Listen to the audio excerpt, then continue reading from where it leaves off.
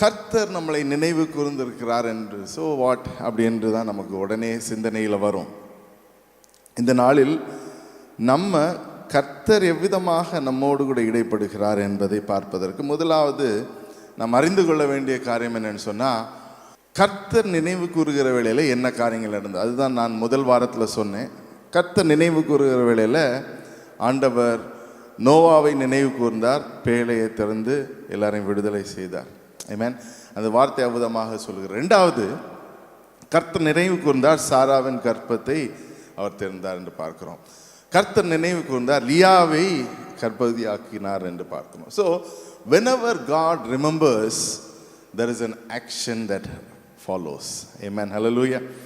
அதே போல தான் நம்ம இன்றைக்கு முக்கியமான ஒரு பகுதியை நம்ம பார்க்கிறோம். கர்த்தர் நம்மளை மட்டும் இல்லை, நம்முடைய குடும்பத்தையும் நினைவு கூர்ந்திருக்கிறார். Amen. The Lord remembers our families. பக்கத்தில் பார்த்து சொல்லுங்க, கர்த்தர் உங்களுடைய குடும்பத்தை நினைவு கூர்ந்திருக்கிறார்.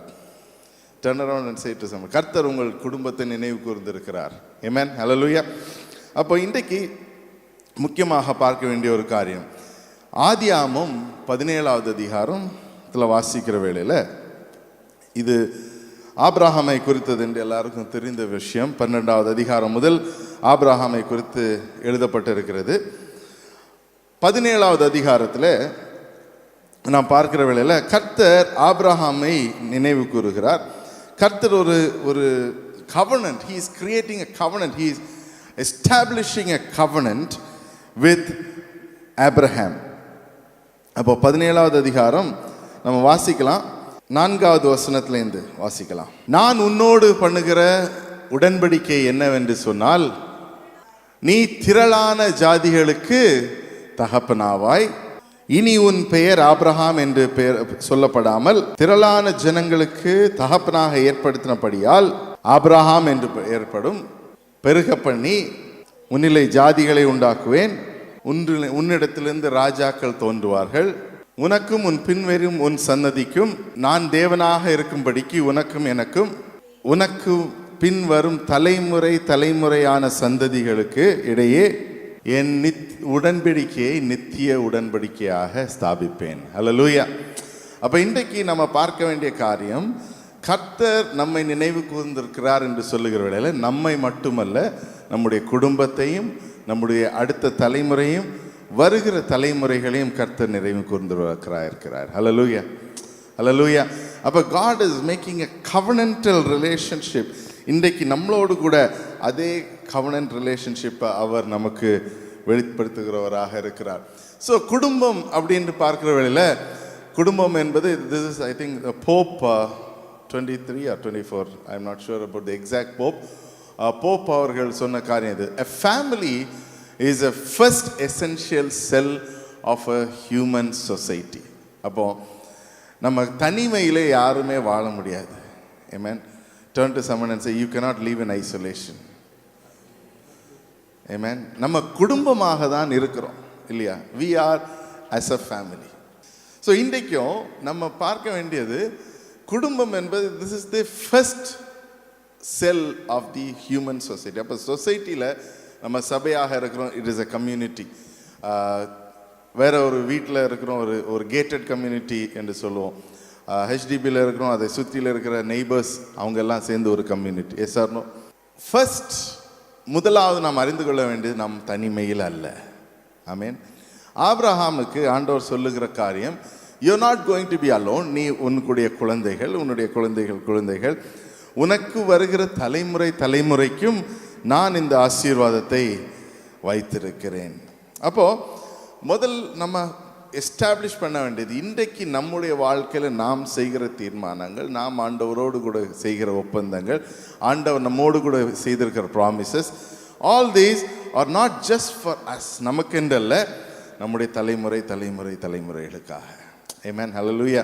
அப்போ இன்றைக்கு நம்முடைய தலைமுறைகளுக்கு நம்ம எதை படித்து குடிக்கணும்னு சொன்னால், தலைமுறைகளுக்கு காசு, yes, money is needed. I am not saying money is not needed, but நான் உனக்கு காசு சேர்த்து வச்சுருக்கேன், சந்தோஷமாக இரு அப்படின்றான் இல்லை. அதுதான் நம்ம ப்ராடிக்கல் சன் மூலமாக பார்க்குறோம். தகப்ப நிறைய சொத்து சேர்த்து வச்சுட்டாரு, பையன் வந்தோடனே ஏன் சொத்தை கொடு, அவனுக்கு சொத்தே இல்லை. It was by right. He doesn't deserve it until the father passes away, இல்லையா? ஆனாலும் அவன் சண்டை போட்டு வாங்குறான். சண்டை போட்டு வாங்கிட்டு அந்த நம்ம இது பார்க்குறோம் லூக்கா 15வது அதிகாரம் 20லேருந்து 24 வரைக்கும். This is where the references. அப்போ சண்டை போட்டு வாங்கிட்டு மறுபடியும் போகிற வேளையில் தேவன் அந்த இடத்துல பார்க்குறோம், ஆண்டவருடைய அன்பு நம்மளை இழுப்பது போல அந்த தகப்பனுடைய அன்பு அவனை இழுத்து கொண்டு வருது. அந்த கதையை இன்றைக்கு மார்னிங்கில் நான் பார்த்து கொண்டிருந்தேன், கேட்டுக்கொண்டிருந்தேன். I was just meditating upon this. அந்த தகப்பனுடைய இருதயத்தை பாருங்கள், வெயிட் பண்ணிக்கிட்டே இருந்தாருன்னு சொல்லி. He was waiting and waiting and waiting. ரொம்ப தூரத்தில் அவன் பார்க்கும்போதே ஹி ஸ்டார்டட் ரன்னிங். என்ன ட்ரெஸ் போட்டிருந்தாரோ, ட்ராக் சூட் போட்டிருந்தாரோ, என்ன சூட் போட்டிருந்தாரோ, but he started running and went and hugged him. அப்போ இன்றைக்கு முதலாவது, I am skipping a few points. முதலாவது நம்ம பார்க்க வேண்டியது, the lord can restore us. ஆண்டவர் நம்மளை ரெஸ்டோர் பண்ண முடியும். யோவேல் 2வது அதிகாரம் 25வது வசனத்தில் பார்க்கிற வேளையில், யோவேல் is a story of restoration. Amen. அப்போ இன்றைக்கு I want to start this sermon by saying that God can restore you. Amen. பக்கத்தில் பார்த்து சொல்லுங்க, ஆண்டவர் உங்களை ரெஸ்டோர் பண்ண முடியும். Restoration means bringing back to the position where you were before or better. Amen. ஒருவேளை இருந்ததை ஸ்தானத்தை போல இல்லைன்னு சொன்னால் அதை காட்டிலும் மேலாக. ஆனால் நிச்சயமாக சொல்கிறேன், என்னுடைய அனுபவத்தில் ஆண்டவர் முந்தினதை காட்டிலும் மிக அதிகமாகவே உங்களுடைய வாழ்க்கையில் sir. Let's read that verse. யோவேல் 2வது அதிகாரம் 25. நான் உங்களிடத்தில் அனுப்பின என் பெரிய சேனையாகிய வெட்டுக்கிளிகளும் பச்சை கிளிகளையும் முசுக்கட்டை பூச்சிகளையும் பச்சை புழுக்களும் பட்சித்த வருஷங்களின் விளைவுகளை உங்களுக்கு திரும்ப அளிப்பேன். ஆமென். ஹல்லேலூயா. அப்போ இந்த வருஷத்தில் ஒருவேளை நீங்கள் நினைத்து கொண்டிருக்கலாம், ஆண்டவரே இந்த வருஷம் what am I going to gain. ஒன்றாவது ஸ்பிரிச்சுவல் லைஃப்பில் நீங்கள் ஒரு வேளை தொலைந்திருப்பீங்கன்னு சொன்னால், if you have been lost somewhere, God is going to gain it for you. Amen. Hallelujah. அது எங்கே இருக்குன்னு சொன்னால் நம்முடைய தீர்மானத்தில் இருக்கு. ஆமென். அப்போது முதலாவது ஆண்டவர் சொல்லுகிற காரியம், I will restore you. Turn to somebody and say, God is going to restore you. அப்போது குடும்பத்தில் என்னென்ன காரியங்கள் ரெஸ்டோர் பண்ண வேண்டும்? முதலாவது relationships must be restored. Amen. Hallelujah. அப்போ ஐக்கியங்கள், குடும்பத்துக்கு உள்ளாக, புருஷன் மனைவிக்குள்ளாக இருக்கிற உறவுகள் செழிக்கணும். Amen. Hallelujah. Relationship must flourish. Amen. அதுக்கு பிற்பாடாக முதலாவது அதுக்கு பின்பதாகவே we restores our soul. சங்கீதம் 23:3வது வசனம் எல்லாருக்கும் தெரிந்த விஷயம் தான். He restores our soul. அப்புறம் நம்முடைய ஆத்மா ஒருவேளை ஆண்டவரை விட்டு தூரமாக போயிருக்கிறதுன்னு சொன்னால், இன்றைக்கு ஆண்டவர் உங்களை அந்த இதுலேருந்து ரெஸ்டோர் பண்ண முடியும். ஆமென். ஹல்லேலூயா. 2வது நம்முடைய ஹெல்த்தை அவரால் ரெஸ்டோர் பண்ண முடியும். ஒருவேளை நீங்கள் நினைத்து கொண்டு இருக்கீங்க, என்னுடைய ஹெல்த் டிட்ரேட் ஆகிட்டு இருக்கு, என்னுடைய ஹெல்த் வயசாக என்னுடைய ஹெல்த் கொஞ்சம் கம்மியாகிட்டு இருக்குது அப்படின்னு சொன்னால், pray that God can restore your health. Amen. Hallelujah. நீங்கள் இப்போ எப்படி இருக்கிறீங்களோ அப்படியே ஆண்டவரால் பாஸ் பண்ண முடியும். ஐ am not preaching about anti ageing, okay. ஆனால் நீங்கள் ஜெபிச்சு பாருங்களேன், ஆண்டவர் உங்களுக்கு நீடிய ஆயுசை கொடுப்பார். யாருக்குமே ஆயுஸ் வேண்டாம் போல இருக்கு. ஆமென் சொல்லலாமா? Hallelujah. No, when we are in the presence of God, when we work with God, when we do with God, God can restore our health. அநேக விஷயங்கள், சின்ன காரியங்கள், சின்ன பிரச்சனைகள், சின்ன வியாதிகள், சின்ன இரிட்டேஷன்ஸ் லைக் கோல்டு, ஃபீவர், அப்படியாக நிறைய விஷயங்கள் ஆண்டவரால் உங்களுடைய வாழ்க்கையிலேருந்து எடுத்து போட முடியும். ஆமென். ஹல்லேலூயா. பல விதமான pains. there was some time I was having a lot of leg pain. முட்டு வலி வந்துக்கிட்டே இருந்துச்சு. then I was praying and இன்றைக்கு என்னால் சொல்ல முடியும், I think Babita knows, daily oil போட்டுக்கிட்டே இருந்தேன். that was last year, but this year I can say that is no more. Hallelujah. அப்போ ஆண்டவரால் நம்முடைய ஹெல்த்தையும் ரெஸ்டோர் பண்ண முடியும், நம்ம ரிலேஷன்ஷிப்ஸை ஹெல்த்தை ரெஸ்டோர் பண்ண முடியும். அடுத்து 3வது, He restores you and makes you strong. மூன்றாவது, உங்களை பலப்படுத்த முடியும், உங்களுடைய இருதயத்தை பலப்படுத்த முடியும், உங்கள் சிந்தனைகளை பலப்படுத்த முடியும். நான்காவது, He remembers and restores to me now than my former strength. அப்போ முந்தின காட்டிலும், அதுதான் யோவேல் நம்ம பார்க்கிறோம், முந்தினதை காட்டிலும் ஆண்டவர் மறுபடியுமாக உங்களை பலப்படுத்துகிற வேளையில் இன்னும் அதிகமாக நீங்க பலப்படுகிறீங்க. Amen, hallelujah. அது ஏன்னா when you had the strength and when God changes you, ஆண்டவருடைய பலத்தில் நம்ம நடக்க தொடங்குறோம். Amen. ஆண்டவருடைய பலத்தில் செய்ய தொடங்கும். So the strength that God is going to restore you is going to be better and bigger. Amen, hallelujah. ரெண்டாவது, the Lord remembers and delivers us out of our trials. சங்கீதம் 56வது அதிகாரம் 8-9 ஆகிய வசனங்களை வாசிக்கலாம். 56:8-9.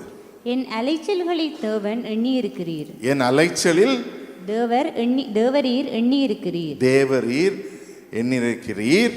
என் கண்ணீரையும் உம்முடைய துருத்தியில் வையும். என் கண்ணீரையும் உம்முடைய துருத்தியிலே வையும். அவைகள் உம்முடைய கணக்கில் அல்லவோ இருக்கிறது. அவைகள் உம்முடைய கணக்கில் அல்லவோ இருக்கிறது. அப்போ இன்றைக்கு ஒருவேளை நீங்க உங்களுடைய கண்ணீர்கள் வீணா போகுதுன்னு நினைச்சு நீங்க சொன்னா இல்லை, ஆண்டவர் உங்களை கண்ணீரை பார்த்து கொண்டு இருக்கிறார். Turn to somebody and say, God knows your tears. 3 வகையான கண்ணீர் உண்டு. ஒன்று கண்ணீர் வராத கண்ணீர், which means you literally don't cry with tears, ஆனா வந்தது மாதிரி இருக்கும். அப்படி யாரும் அழுதுருக்கீங்களா? உள்ளுக்குள்ளேயே அழுதுட்டு இருப்பீங்க, டிஷ்யூ எடுத்து வச்சிருப்பீங்க, ஆனா கண்ணீர் வராது. Okay, first. ரெண்டாவது, கண்ணீர் கொட்ட கொட்ட அழுகிறது. அது எல்லாரும் அழுதுருப்போம் ஒன் சீசன். அது no, the third is the most difficult part. என்னன்னு சொன்னா, கண்ணீர் அழுது கண்ணீர் தண்ணீர் வத்தி போகிற அளவுக்கு. Amen. So sometimes அது எப்போ வரும்னு சொன்னா, when we are really in a real pain and we have cried enough and we have nothing more. God is not looking at what position you are in. ஆனா ஆண்டவர் சொல்லுகிறது, உன் கண்ணீரை என் துருத்தியிலே வைத்திருக்கிறேன். அடுத்த வசனம் சிஸ்டர். நான் உம்மை நோக்கி கூப்பிடும் நாளில், நான் உம்மை நோக்கி கூப்பிடும் நாளில் என் சத்துருக்கள் பின்னிட்டு திரும்புவார்கள். தேவன் என் பட்சத்தில் இருக்கிறார் என்பதை அறிவேன். தேவன், எல்லாரும் சொல்லுங்க, தேவன் என் பட்சத்தில் இருக்கிறார் என்பதை அறிகிறேன். Amen. நம்ம சில நேரத்தில் அழுகிற வேளையில், சில நேரத்தில் நம்ம தனிமையில் ராத்திரி 2 மணிக்கு எழும்பி சிந்தனையோடு இருக்கிற வேளையில், this is for men especially. women அழுதுட்டு தூங்கிடுவாங்க, men தூங்காமல் அழாமல் அப்படியே உட்காந்துருப்பாங்க. என்ன செய்ய, அழணுமா வேண்டாமான்னு யோசிச்சுட்டே இருப்பாங்க. So those men who are really going through some struggles, personal struggles, ராத்திரியில் தனிமையில் உட்காந்துருக்கீங்கன்னு சொன்னால், கர்த்தர் உங்களோடு கூட இருக்கிறார்.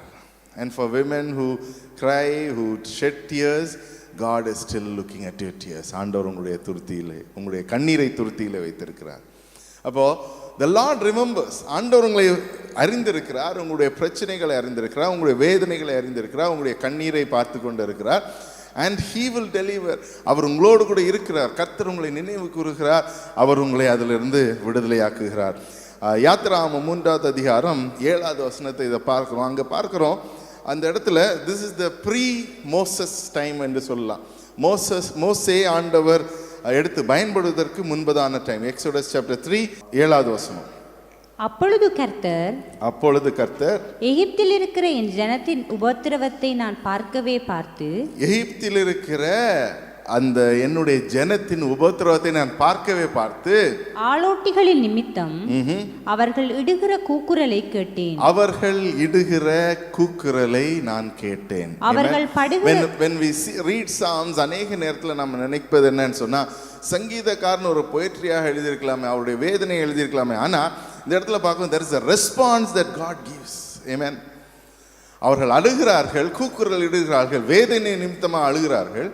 ஆண்டவர் கேட்கிறார், ஆண்டவர் மோசே மூலமாக அவளுக்கு பதிலை கொடுக்கிறார். ஆமென், ஹல்லேலூயா. வாசிக்கலாம் தொடர்ந்து. அவர்கள் படுகிற வேதனைகளையும் அறிந்திருக்கிறேன். அவர்கள் படுகிற வேதனையை அறிந்திருக்க. அதான் சங்கீதக்காரன் சொல்கிறான், ஆண்டவரே நீர் என்னுடைய கண்ணீர் வீணாக போவதில்லை, என்னுடைய கண்ணீரை நீர் பார்த்து கொண்டிருக்கிறீர், கேட்டுக்கொண்டிருக்கிறீர், என்னுடைய கண்ணீரை நீர் துருத்தியில் வைத்திருக்கிறீர், என் எதிரிகள் வருகிற நீர் என் பட்சத்தில் இருக்கிறீர், ஆகையால் நான் எதற்கும் பயப்படுவதில்லை. ஆமென், ஹல்லேலூயா. அப்போ இன்றைக்கு நாம் அறிந்து கொள்ள வேண்டியது என்னன்னு சொன்னால், கர்த்தர் நம்மோடு கூட இருக்கிறார். கர்த்தர் நம்மளை நினைவு கூறுகிறார். ஆமென். கர்த்தர் நம்மளை நினைவு கூறுகிறார். Can you all say, the Lord will deliver me? எந்த சூழ்நிலையாக எந்த பிரச்சனையாக இருந்தாலும் தைரியமாக நீங்க சொல்ல வேண்டிய காரியம், கர்த்தர் இதிலிருந்து எனக்கு விடுதலை தருவார். Amen, hallelujah. முதலாவது பார்த்தோம், the Lord is a God who will restore. We'll go back as we close there. The Lord is a God who restores. அந்த கெட்ட குமாரனை போல நம்முடைய வாழ்க்கையை ரெஸ்டோர் பண்ண முடியும். யோவேல் சொன்ன மாதிரி, as it is written in Joel சொன்ன மாதிரியாக, எதை இழந்திருந்தாலும் இன்றைக்கு அதை பற்றி கவலைப்படாதீங்க. Amen, hallelujah. The Lord is capable and He can restore things in your life. Amen. ரெண்டாவது, the Lord can deliver. இந்த இடத்துல பார்க்கிறோம், ஆண்டவர் அந்த டிஃபிகல்ட்டான டைம்ல, they were under slavery, they were under going through problems, they were going through, யோசிச்சு பாருங்க, 12 மணி நேரம் வேலை, அது முடிச்சு வந்ததுக்கு அப்புறமும் they have to take care of themselves. இன்னைக்கு இந்த நாட்களையும் ஒருவேளை உங்களுடைய வாழ்க்கையில் அதை செய்து கொண்டு இருக்கிறீங்கன்னு சொன்னால், 12 hours, 13 hours, 14 hours, 15 hours, 16 hours. I'm not saying it as a slavery, but it is similar to what they were going through. அப்போ இன்றைக்கு ஒருவேளை ஓவர் ஸ்ட்ரெஸ்டாக இருக்கிறீங்கன்னு சொன்னால், ஒருவேளை நீங்கள் ஜபித்து கொண்டிருக்கீங்க, ஆண்டவரே இதுக்கு எப்போ விடிவு காலம், let me say this year God will bring a change in your life. Amen, hallelujah. இந்த வருஷம் ஆண்டவர் இதிலிருந்து உங்களுக்கு ஒரு மாறுதலை கொண்டு வருவார், ஒரு புதிதான ஒரு ஓப்பனிங்கை உங்களுக்கு கொண்டு வருவார். Maybe it is a job, maybe it is a business, whichever way, whichever area, கர்த்தர் உங்களுக்கு இந்த வருஷத்தில் அவ்விதமான ஒரு பெரிதான ஒரு பிரேக் த்ரூவை கொண்டு வரதுக்கு முடியும். The struggles, the victories எல்லாம் ஆண்டவர் இந்த வருஷத்தில் மாறுவதற்கு கிருபை செய்வாராக. Amen. The struggles will change into victories, and your sufferings will turn into testimonies. Amen, hallelujah.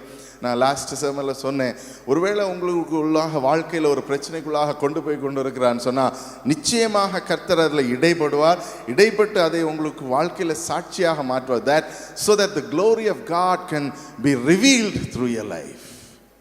Amen, amen, hallelujah. அப்போ இன்றைக்கு அதற்கென்று ஒப்புக்கொள்ள, let us submit ourselves to say that, Lord, I know that I am going through a problem. ஆண்டவரே, நான் அறிந்திருக்கிறேன், நான் ஒரு ப்ராப்ளத்துக்குள்ளாக, ஒரு சேலஞ்சுக்குள்ளாக, ஒரு சஃபரிங்குள்ளாக போய் கொண்டு இருக்கிறேன். I am unable to know what it is, I am unable to understand it. Have that conversation with God. If your children are going through, உங்களுடைய குழந்தைகள் அந்த சேலஞ்சுக்குள்ளாக போய் கொண்டு இருக்கிறான்னு சொன்னால், they might not be able to speak up, but as parents you can understand. கெட்ட குமாரனை பார்க்குறோம், தகப்பனார் விட்டுட்டாரா? இல்லை. That is what we are called to do. When our children go through challenges, when our children go through problems, we don't let go. We rally behind them. Amen. அவர்களுக்கு பின்பதாக போய் we work with them, we pray for them. அவர்களுக்காக கண்ணீர் விட்டு அழுது ஜெபித்து அவர்களை மறுபடியுமாக மறுசீரமைப்புக்கு we bring back them to God. Now that is exactly what we are called to do, and that is the promise that God gave to Abraham. அப்போ அந்த உங்களுடைய ஸ்ட்ரகிள்ஸ் அப்படியாக இருக்குன்னு சொன்னால், குழந்தைங்களோடு இருக்கிற ஸ்ட்ரகிள்ஸாக இருக்குன்னு சொன்னால், then you need to call upon God and say, ஆண்டவரே, நீங்கள் ஆபிரகாமுக்கு சொன்னீங்க, தலைமுறையாக நான் உன்னோடு கூட இருக்கிறேன். I will take care of it. This is the covenant that God, I will remember you and I will make you flourish. I will make you a great nation. என்று சொன்னீங்களேன்னு சொல்லி, that covenant, அந்த வாக்குத்தத்தம் இன்றைக்கும் நம்முடைய வாழ்க்கையில் நிறைவேற கிருபை உள்ளதாக இருக்கிறது. ஹல்லேலூயா, ஹல்லேலூயா. அப்போ இன்றைக்கு no matter what kind of struggle, யோசிச்சு பாருங்க, Israelite faced problems in Egypt, and then they called up on God, and struggles, பிரச்சனைகள், ஹெல்த் கன்சர்ன் இருந்திருக்கலாம், ரிலேஷன்ஷிப், ஃபேமிலிஸ். இன்னைக்கு பார்த்தீங்கன்னா ரெஃப்யூஜி கேம்ப்லாம் போயிருந்தீங்கன்னு சொன்னால், you would see so much of problems. If you have visited Sri Lanka, Vavuniya பார்த்தீங்கன்னு சொன்னால், the last time I visited one of the village, ஒரு வில்லேஜில் 40,000 பேர் only widows, 40,000 widows. This is one example. இப்போ Iran எடுத்துக்கிட்டிங்கன்னா, Iraq எடுத்துக்கிங்கன்னா, refugees, there are so much of problems. அப்போ அந்த இஸ்ரவேலர்கள் அந்த நாட்கள் எப்படி இருந்திருப்பாங்கன்னு சொல்லி தெரியாது. You know that they went through so much of problem. அநேக ப்ராப்ளம்ஸுக்குள்ளாக போனாங்க. But God restored them. Hallelujah. பக்கத்தில் பார்த்து ஆண்டவர் ரெஸ்டோர் பண்ணினார், ஆண்டவர் விடுவித்தார், ஆண்டவர் the Lord delivered because he remembers us.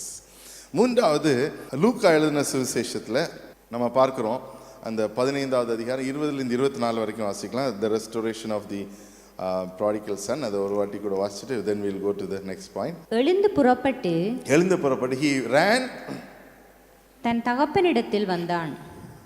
அவன் தூரத்தில் வரும்போதே அவனுடைய தகப்பன் அவனை கண்டு மனதுருகி ஓடி அவன் கழுத்தை கட்டிக்கொண்டு அவனை முத்தம் செய்தான். குமாரன் தகப்பனை நோக்கி, தகப்பனே, பரத்துக்கு விரோதமாகவும் உமக்கு முன்பாகவும் பாவம் செய்தேன். இனிமேல் உம்முடைய குமாரன் என்று சொல்லப்படுவதற்கு நான் பாத்திரன் அல்ல என்று சொன்னான். இருந்தாலும் நம்ம இன்றைக்கு நம்ம எப்படியாக இருக்குன்னு சொன்னா, the father looks at us not because of what we are. நம்ம எப்படி இருப்போம் என்பதல்ல. யாக்கோபு 5வது அதிகாரம் 16வது வசனம் சொல்லுது, the prayer of the righteous is powerful and effective. அப்போ நாம் கர்த்தராலே நீதிமான்களாக்கப்பட்டிருக்கிறோம். ஆமென். நிறைய நேரத்தில் நம்ம ஜெபிப்பதற்கு தவறுதுன்னு சொன்னால், ஆண்டவரே நான் தவறு பண்ணிட்டேன், Lord I have sinned. Come to God and say, Lord I have been made righteous through your blood and I ask for forgiveness சொல்லி அந்த கணமே நீங்கள் ஜெபிப்பதற்கு என்று அழைக்கப்படுகிறீர்கள். This is a deception that Satan brings to us. ஓ, நீ ready இல்லை, நீ தகுதி இல்லை, நீ ஒன்னால செய்ய முடியாது. The prayer of the righteous. Who is the righteous? நீதிமான் யார்? ரோமர் 8வது அதிகாரத்தை வாசிங்கன்னு சொன்னா, nobody is righteous, everybody has fallen short of his glory, everybody has fallen short, but through his love, அவருடைய அன்பின் நிமித்தமாக நம்மை அவர் நீதிமானாக்கப்பட்டிருக்கிறார் என்று சொல்லி பார்க்கிறோம். ஆமென். ஹல்லேலூயா. ரோமர் 6வது அதிகாரம் 7வது அதிகாரம் 8வது அதிகாரம் இந்த அதிகாரங்களை நீங்கள் வாசிக்கும் போது you'll get a clear understanding. அப்போ இன்றைக்கு நம்ம எதுக்கு என்று அழைக்கப்படுகிறோம்னு சொன்னால், to have prayer. நம்முடைய குடும்பங்களுக்காக இன்டர்செசரி பண்ணணும், நம்முடைய வேலைகளுக்காக என்னென்ன காரியங்கள் இருக்கிறதோ, through intercession, through prayer we can bring a major change. அப்போ இந்த வருஷத்தில் அநேக விஷயங்களுக்காக நம்ம ஜெபிக்க போகிறோம். we have an app.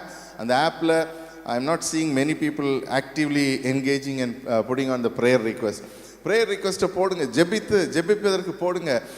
நீங்கள் ஜெபிக்காவிட்டாலும் வேற யாராவது அதை பார்த்து ஜெபிப்பாங்க. ஜெபிக்கிறவங்க அதில் ஒரு லைக்கை போடுங்க. So we know how many people have prayed for it. Amen. Hallelujah. சுகத்துக்காக ஜெபிக்க வேண்டும், நம்முடைய தலைவலிகளுக்காக ஜெபிக்க வேண்டும். தலைவலிகள் என்ன? தேவையில்லாமல் வருகிற பிரச்சனைகள். Amen. அதுக்காக டேப்லெட் போடுங்கன்னு, ஐ மீன் தட்ஸ் அ டிஃப்ரெண்ட் தலைவலி. திடீர்னால நமக்கு சிந்தனையிலே பிரச்சனைகள் வரும், திடீர்னால நமக்கு கோபம் வர சாத்தியம் இருக்கிறது, திடீர்னால we go through hurts, we go through problems.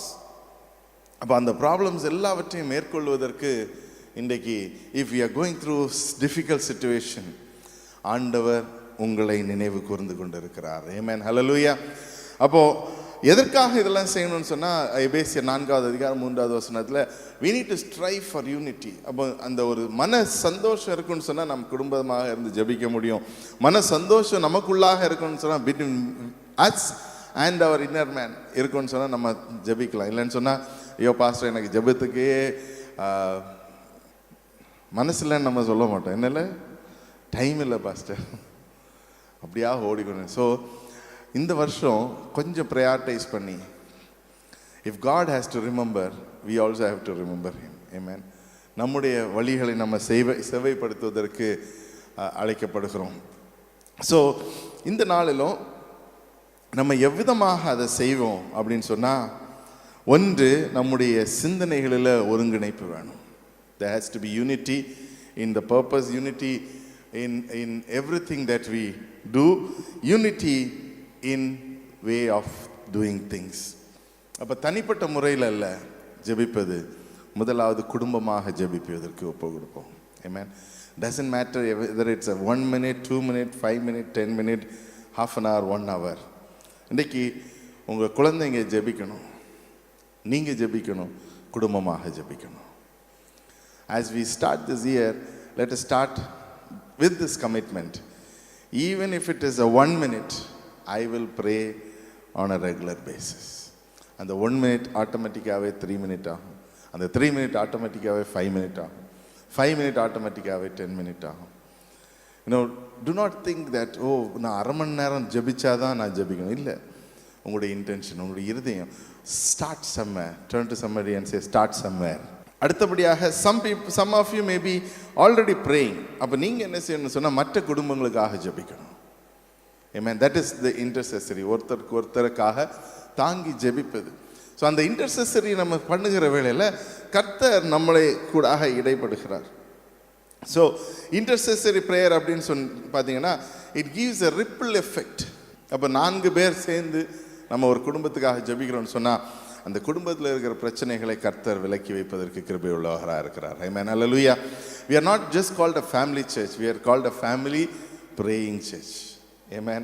அப்போ ஜெபிங்க, உங்களுக்காக மட்டும் இல்லை, உங்களுடைய குடும்பங்களுக்காக, உங்களுடைய குழந்தைகளுக்காக தினந்தோறும் ஜெபிங்க. அவங்களுக்காக ஜெபிங்க, போகிற வேளையில் ஜெபிங்க, பாதுகாப்புக்காக ஜெபிங்க, வந்ததுக்கப்புறம் கேட்டுட்டு நன்றி செலுத்தி ஜெபிங்க, தூங்குவதுக்கு போகிறதுக்கு முன்பதாக share them bed stories, share them something and say, may the Lord bless you and keep you safe.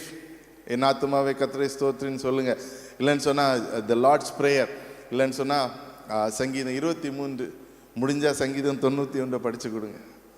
Amen. Do something so that they know that this is a God who remembers us. கர்த்தர் நம்மளை நினைவு கூறுகிறாராக இருக்கிறார். Amen. Hallelujah. இந்த நாளிலும் கர்த்தர் நம்மளை நினைவு கூறுகிறார்னு சொன்னால் முதலாவது the Lord is able to restore our relationship. Amen. நம்முடைய உறவுகளை அவரால் சீரமைப்பதற்கு அவர் கிருபை உள்ளவராக இருக்கிறார். Amen. Turn to somebody and say, God can restore relationships. ரெண்டாவது, ஆண்டவரால் உங்களுடைய ஆத்மா, God can restore your soul. உங்களுடைய இருதயம் ஒருவேளை தூரமாக இருக்கலாம், இருதயம் ஒருவேளை ரொம்ப தள்ளி போயிருக்கலாம், ஆண்டவரை விட்டு விலகி போய் கொண்டிருக்கலாம், சொல்லிட்டு வந்திருக்கலாம், இன்றைக்கு ஒரு நாள் மட்டும் நான் சர்ச்சுக்கு போவேன், இனிமேல் சர்ச்சுக்கே போக மாட்டேன், இதுதான் கடைசி. இன்றைக்கு நீங்கள் வந்திருக்கலாம் சபைக்கு, ரொம்ப நாளாக சபைக்கு போயிட்டுருக்கேன், but today is the last day, I am going to church, I will give one last shot. But God says, I will restore your soul. Amen. Hallelujah. ஒருவேளை இன்றைக்கு நீங்கள் உங்களுடைய குடும்பத்தில் சில பிரச்சனைகளை எப்படி சால்வ் பண்ணுவதுன்னு தெரியாமல் இருக்கலாம், எப்படி மற்றவங்கள்ட்ட சொல்லுவதுன்னு தெரியாமல் இருக்கலாம். But God says, I will restore your family. யோவேல் 2:25. எவ்விதமாக இழந்த காரியங்களை ஆண்டவர் உங்களுடைய வாழ்க்கையில் இந்த வருஷத்தில் செய்வார் என்று நம்பி ஜெபிங்க. Amen. Hallelujah.